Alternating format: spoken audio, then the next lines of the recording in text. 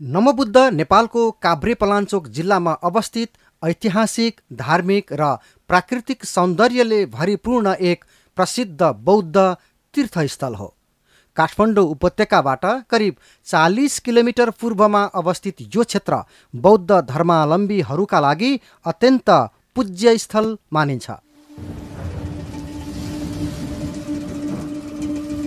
नमो बुद्ध शब्दको अर्थ नै बुद्ध भगवानलाई नमन भन्ने अर्थ हुन्छ।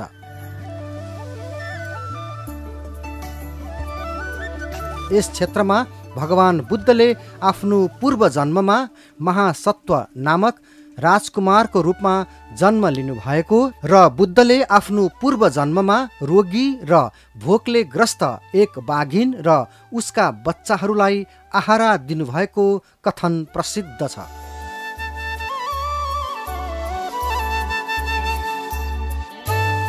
यही घटनाको सम्झनामा बनेको स्तूपा, गुम्बा र धार्मिक स्थलहरू यहाँ अवस्थित छन्।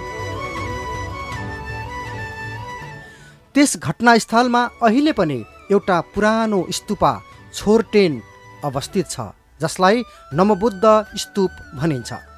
यस स्तूपलाई अत्यन्त पूज्य स्थल मानिन्छ र बौद्ध धर्मावलम्बीहरूले यहाँ आएर प्रार्थना, पूजा र ध्यान गर्ने गर्छन्।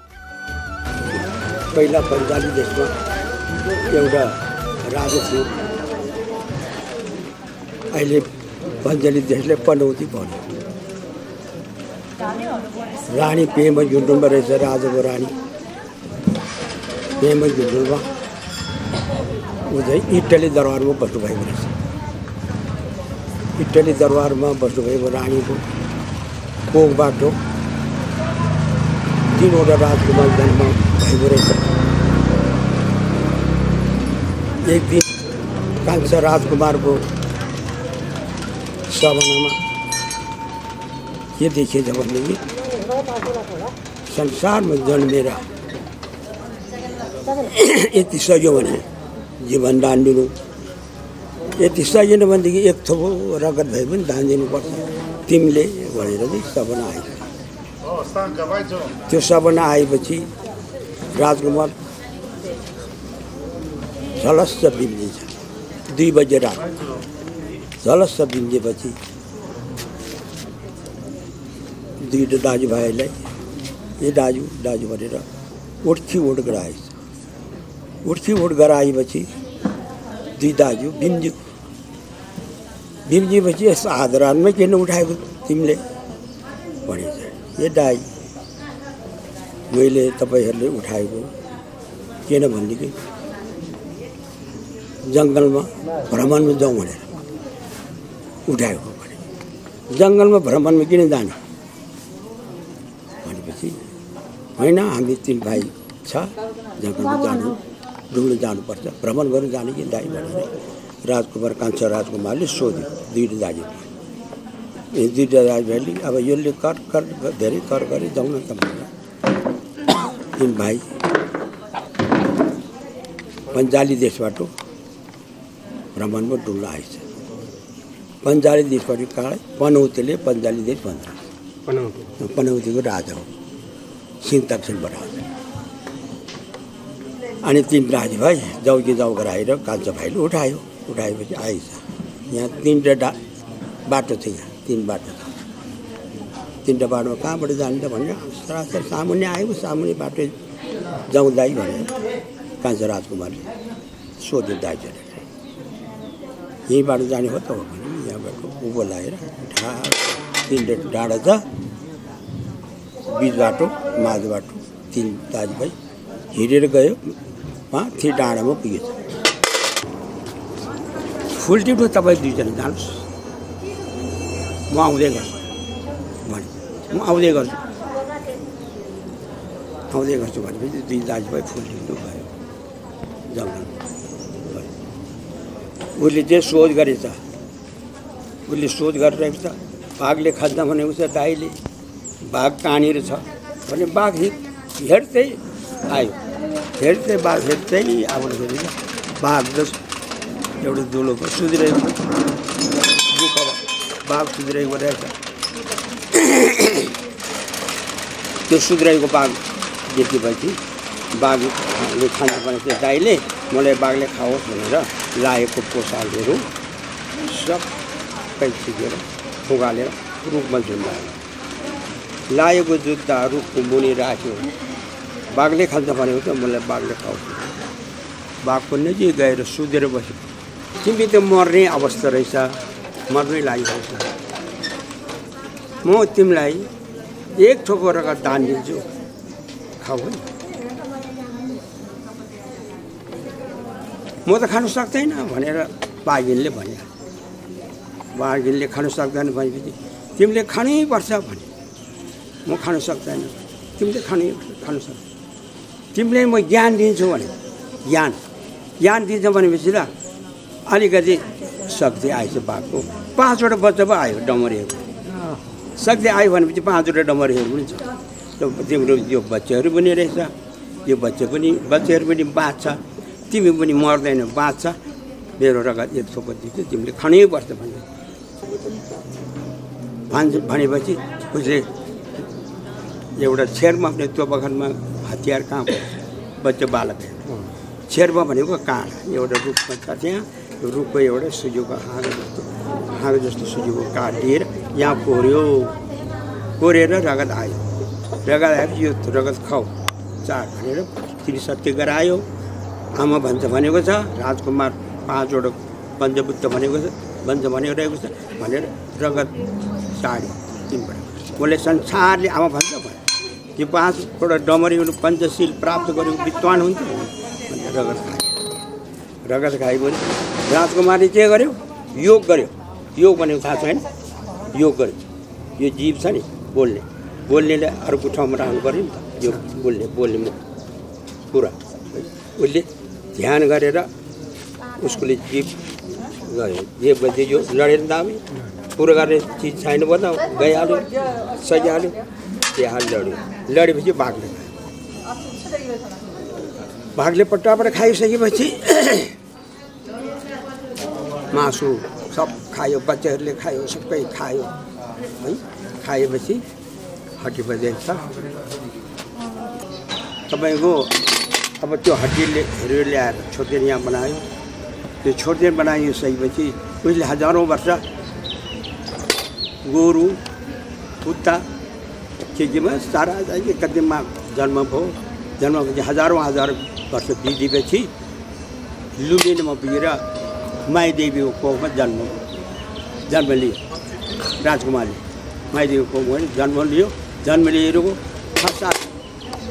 5 वर्षको उमेरमै, 4 बालकमै त्यो उमेरमै डुल्न आइछ नेपालमा डुल्न आयो। लुम्बिनीबाट नेपालमा आएपछि नागरजुङ छ नि माथि, नागरजुङमा आइसकेपछि नेपालबाट पूर्व सवारी हुनुपर्ने गौतम बुद्ध पूर्व सवारी हुनुपर्ने नेपाल खण्ड सबै तलाउ छ। त्यो तलाउबाट कसको जान्न भन्ने सुरु गरेपछि कहाँबाट मन्जसेरी उत्पन्न भयो। मन्जसेरी यो बुद्ध चाहिँ सवारी हुन्छ भनेदेखि यो तलाउ खोलिदिने भार मेरो भनेर तलाउ खोलिदियो मन्जसेरीले। तरवारले काट्यो, चोबार दक्षिणकाली भन्छन्। अहिले उताबाट तरवारले काटेको यो बुद्धको बालमा भने अहिले पनि छ, अहिले पनि देखेको छ, संसारले भनेको पनि छ। त्यो तलाउ खोलिदिएपछि फेरि नागै नाच्छ। त्यो खल्लो नागै नागिने, सबको नाग नागिने, ठुलो वृक्षहरू जस्तो नाग। त्यो नाग हेर्दाखेरि तपाईँ सरस्वती फेरि उत्पन्न भयो। सरस्वती नाग यो भरेको त के अरे नाग त तपाईँको भरेको नि बुद्ध, तपाईँको भरेको भने बुद्धले नागको भर्याङ बनाएर यहाँ उपस्थित हुनुभयो। रातभर यहाँ आइपुग्नु त्यो भर्याङमा हिँडेर यहाँ आएपछि त्यो सबै भ्रमण गर्नुभयो। सबै भ्रमण गर्नुभएपछि यो स्तूप छ नि त्यो हड्डीको त्यो स्तूपले 3 पटक परिक्रम गर्नुभयो। 3 पटक परिक्रम गरेर यसो गरेर नमस्कार गर्यो। दशामले जोड्यो राजकुमार, दशामले जोड्यो। उसको चेला छ 2टा, स्यारी पुत्र त मेङगोलको पुत्र भनेको 2टा चेला हुन्छ।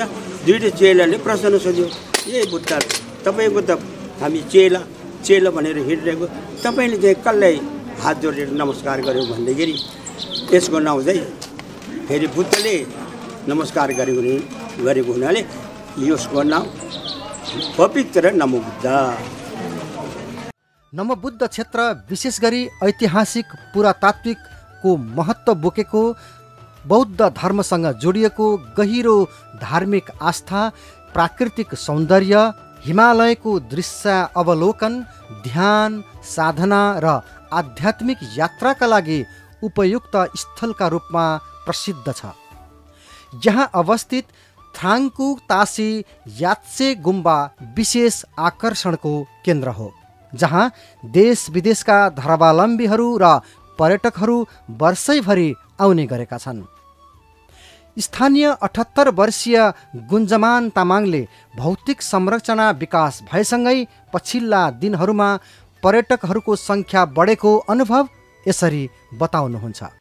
त्यो माथि बुद्धलाई मासु काटेर दान दिने भन्ने माथि राजकुमार शिकार खेल्न आयो, बाघले बच्चा पाएर खान नपाएर मर्नु लाग्यो अरे।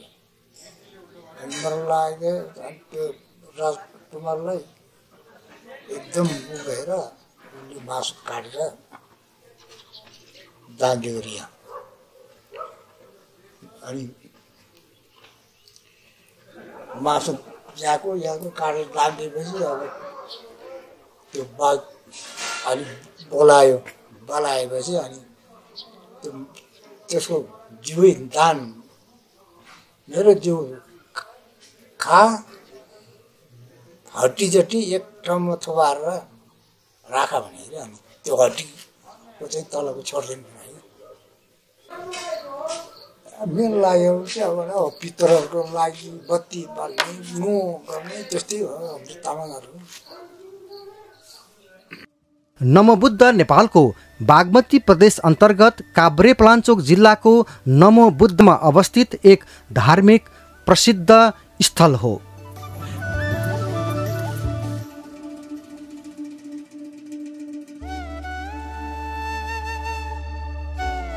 पर्यटकीय गन्तव्यको सन्दर्भमा नमोबुद्धका पुजारी निर्माण वज्राचार्यले यसको इतिहासबारे यसो भन्नुहुन्छ। नमोबुद्ध भनेको चाहिँ तपाईँको यहाँ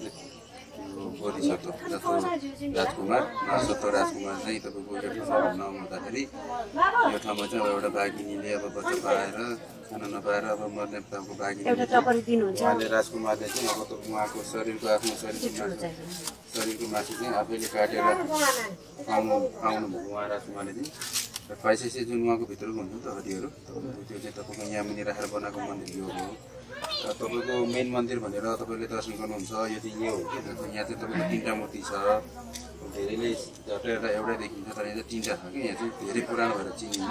3टामा चाहिँ अब सबभन्दा कान्छो चाहिँ राजकुमार महासत्व राजकुमार जुन शरीर दान गर्ने भयो यो 2टा चाहिँ उहाँको दाजुहरू सँगैको मूर्ति यहाँ चाहिँ स्थापना गरेर पूजा गर्ने सिस्टम चाहिँ यो बनाएको हो कि। तपाईँको पछि धेरै वर्षपछि यहाँ तपाईँको भाइ साकेमुनि भगवान बुद्ध जन्मेपछि चाहिँ फेरि यो ठाउँमा आउनु भएर उहाँले यहाँ चाहिँ दर्शन गरेको ठाउँ हो कि यो चाहिँ। त्यही भएर चाहिँ नमोबुद्ध भन्छ कि। धेरैलाई अब यो किनभने जानकारी नै छैन यो अब धेरै अलिकति उस भएको भएर यहाँकोलाई माथि धेरै राम्रो भएको भएर अहिले नमोबुद्ध भनेर जति पनि आउँछ माथि जानुहुन्छ पछि यहाँ तल आउनुहुन्छ अनि यसो हेर्नुहुन्छ के हो यो भन्दाखेरि चाहिँ अब हामीले भन्ने त अब भन्नु पऱ्यो नि त यो मेन नमोबुद्ध भनेपछि धेरैले ए हामी त माथि हो भन्ने ठानेको यहाँ रहेछ भन्छ त्यही हो। यस क्षेत्रको प्रमुख स्थलहरूमा नमोबुद्ध स्तूप, थ्राङ्कु तासी याङ्चे गुम्बा र धार्मिक गुफा र स्मारकहरू रहेका छन्।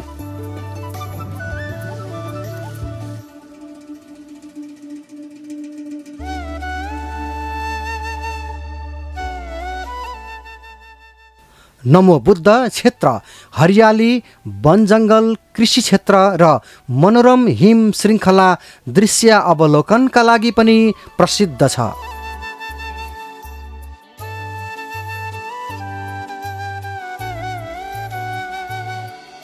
यहाँका मौसम लाङटाङ र गणेश हिमाल जस्ता हिम श्रृङ्खलाहरू देख्न सकिन्छ भने शान्त वातावरण, स्वच्छ हावा र हरियालीले यहाँ ध्यान, साधना र आध्यात्मिक यात्राका लागि उत्कृष्ट वातावरण प्रदान गर्दछ।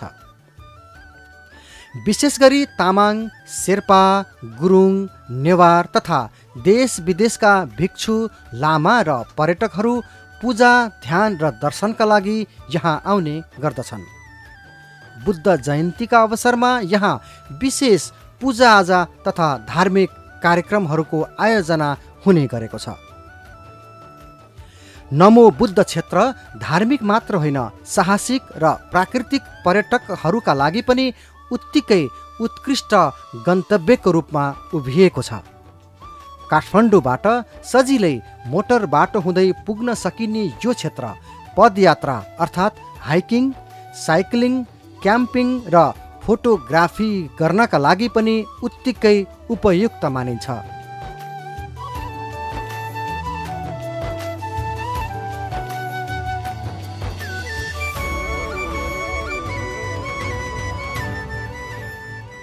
नमो बुद्ध नजिकै व्यापार गर्दै आउनुभएका व्यवसायी दया वज्र लामाका अनुसार पछिल्लो समय पर्यटकहरूको आकर्षण बढ्दै गएको बताउनुहुन्छ। मेरो घर चाहिँ नौमुद नगरपालिका वडा नम्बर 11 नौमुद हो। मेरो जन्म नै यहीँ हो। यो ठाउँको अब पर्यटकहरूको आगमन कुरा गर्दा चाहिँ यहाँ चाहिँ विभिन्न देश विदेशबाट चाहिँ पर्यटकहरू आउने गर्दछ। विशेष गरी चाहिँ बौद्ध मार्गहरू बढी यहाँ दर्शन गर्ने ठाउँ हुन्छ। त्यस सँगसँगै नेपाली आन्तरिक पर्यटकहरू पनि धेरै आउनुहुन्छ। यहाँ चाहिँ यो स्थानमा चाहिँ मान्छेहरू अब दुई कारणले दुईटा कारणले चाहिँ यहाँ भ्रमण गर्न आउनुहुन्छ। एक त पर्यटक हिसाबले घुमघाम गर्नको लागि भने, अर्को चाहिँ मन्दिर धार्मिक हिसाबले मन्दिरमा दर्शन गर्न आउनुहुन्छ। त्यसै गरी तामाङ समुदायले चाहिँ पितृको नाममा बत्ती बाल्ने, आफ्नो परिवारको सदस्यहरू चाहिँ कोही निधन भइसकेपछि यो ठाउँमा आएर बत्ती बाल्ने। त्यसै गरी नेवार जातिहरू पनि परिवारको कोही परिवार सदस्यहरू निधन हुँदा चाहिँ उहाँले अनिवार्य यहाँ नौमुदम चाहिँ बत्ती बाल्न आउनुहुन्छ। अब यहाँ चाहिँ विशेष लाग्ने मेला चाहिँ ठुलो मेला चाहिँ कार्तिक महिनाको पूर्णिमा, जस्तै तिहार पछिको पूर्णे कार्तिक पूर्णिमा चाहिँ ठुलो मेला लाग्छ। चाहिँ 3 दिनको मेला लाग्छ।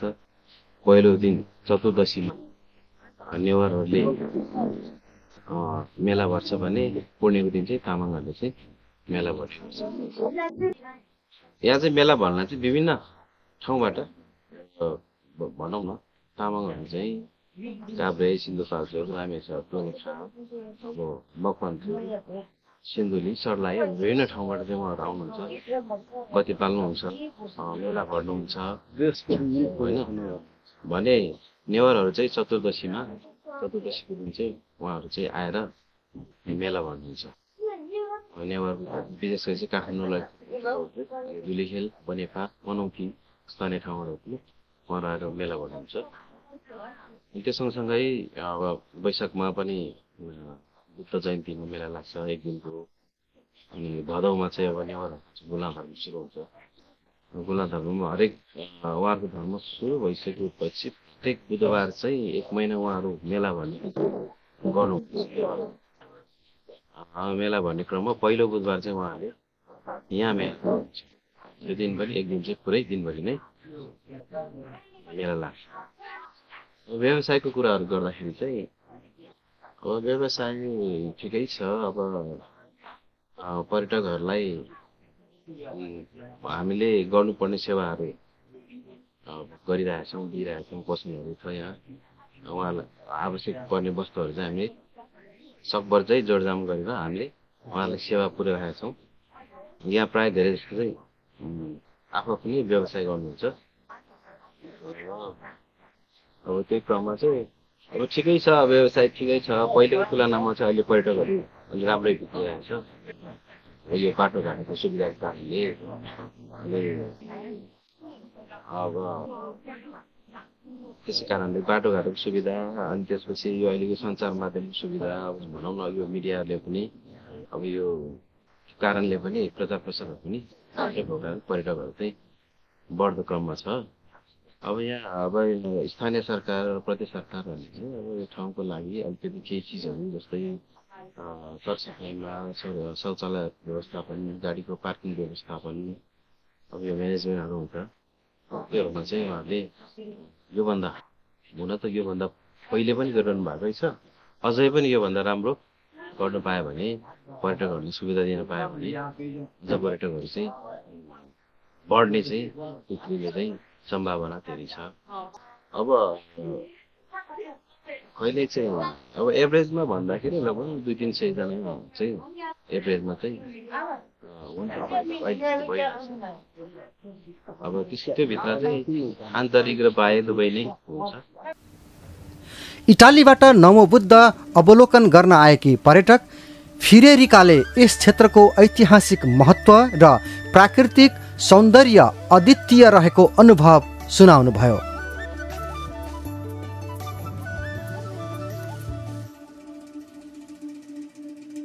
वहाँका अनुसार शान्त वातावरण, हरियाली पहाड र सांस्कृतिक विविधता हेर्न पाउँदा यात्रा विशेष भएको अनुभव छ। नमो बुद्धको प्राकृतिक मोह र आध्यात्मिक दुवैले ऊर्जा दिएको भनाइ छ। Nepalese culture and landscape. I was very interested to see the monastery. नजिकै अवस्थित धुलीखेल, पनौती जस्ता पर्यटकीय क्षेत्रहरूसँग मिलेर नमो बुद्धले काठमाडौँ उपत्यका बाहिरको सांस्कृतिक, ऐतिहासिक र प्राकृतिक पर्यटनलाई अझ सशक्त बनाइरहेको छ। नमो बुद्ध नगरपालिकाका रत्नबहादुर लामाले यस क्षेत्रको संरक्षणका लागि प्रयास गरिरहेको बताउनुहुन्छ। उहाँले यस क्षेत्रलाई पर्यटकीय क्षेत्र घोषणाको तयारीमा रहेको समेत बताउनु भएको छ। आज हामीले काम गर्दै जाँदा पहिलो कुरा चाहिँ हाम्रो पुरातात्विक सम्पदाको लागि हामी धेरै कोसिस गर्यौँ।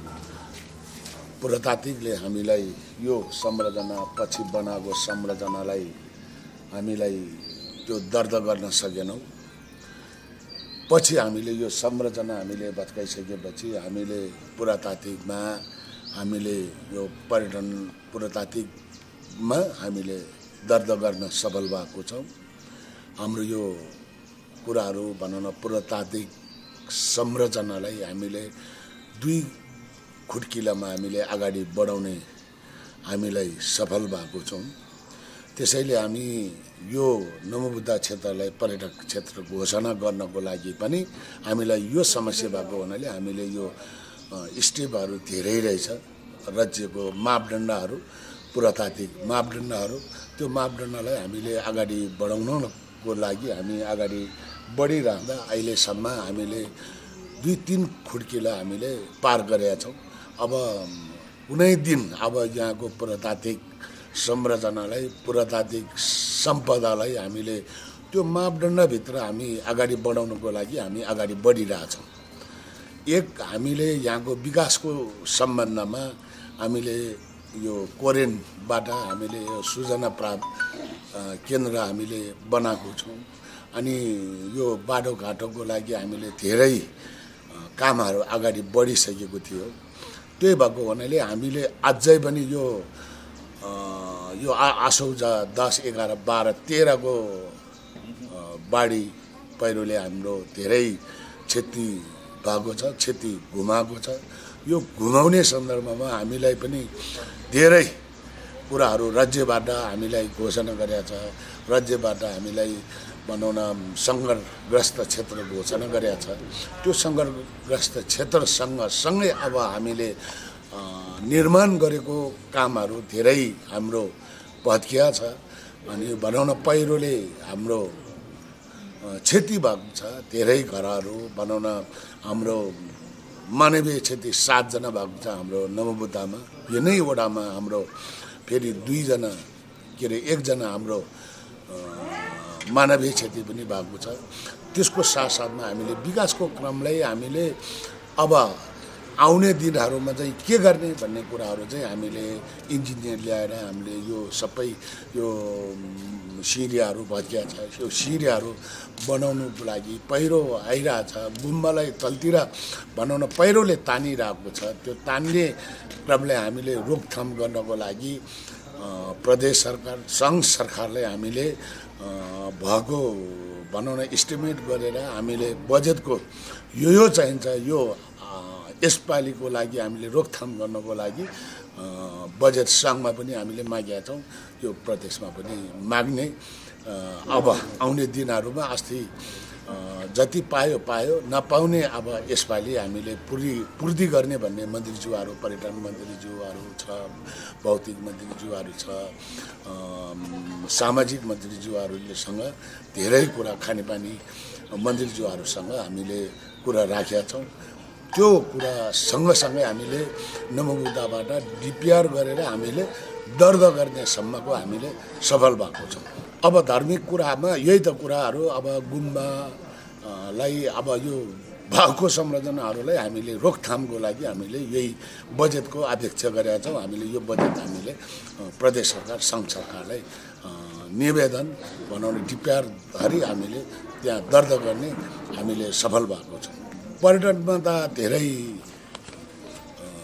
उपलब्धहरू त पाउने कुरा त अब मैले भनिरहनु पर्दैन। संसार भनौँ न, बौद्ध, स्वयम्भू भनौँ न, पशुपति भनौँ न, लुम्बिनी, सबै धार्मिक क्षेत्रमा पर्यटन भनौँ न, पुरातात्विक कुरामा हाम्रो दर्ता भइसकेपछि त्यो कुरालाई हामीले अगाडि बढाइरहँदा धेरै प्रगतिहरू त पर्यटकहरूलाई त धेरै कामहरू भएको छ, स्थानीयलाई पनि धेरै काम हुन्छ भन्ने कुरा हामीले पूर्ण विश्वास लिएको छौँ। कार्तिक पूर्णे र चैत पूर्णिमा हाम्रो यहाँ मेला हुन्छ। मेलाको महत्त्व त अब भनौँ न, हाम्रो परम्परा जुजु बराजुदेखि भनौँ न ऐतिहासिक सम्पदामा यो आफ्नो धार्मिक सङ्ग्रहालय हामी बुझ्छौँ। त्यो सङ्ग्रहालयलाई हामीले कसरी संरक्षण गर्ने भन्ने कुरा स्थानीय सरकार, सङ्घ सरकार भनौँ न, प्रदेश सरकारले हामीले यो जानकारी आदान प्रदान गरिरहेको छ। पुरातात्विकलाई यो गुम्बा व्यवस्था समिति, वन छ भनौँ न, यो गुम्बा संस्था छ, यो संरक्षण गर्ने यहाँको लामा गुरुहरू हुनुहुन्छ। अहिले पनि अहिले भवन बनाएर सूचना केन्द्रले अब चाहिँ अर्को सालदेखि डाटा हामीले कति पर्यटक आयो वार्षिक भन्ने कुरा हो भने तथ्याङ्क लिनको लागि सूचना केन्द्र राखेको छ। अब यो थाहा नै नभएकोहरूलाई चाहिँ मैले के अनुरोध गर्छु, स्थानीय सरकारको तर्फबाट, नमोबुद्ध नगरको तर्फबाट के भन्न चाहन्छु भने यो भनौँ न, लुम्बिनी भन्दा अगाडि नै हाम्रो यो नमोबुद्धमा बुद्धको देहासन भएको बुद्धलाई त्यो लुम्बिनी भन्दा अगाडि भएको संरचना हो यो।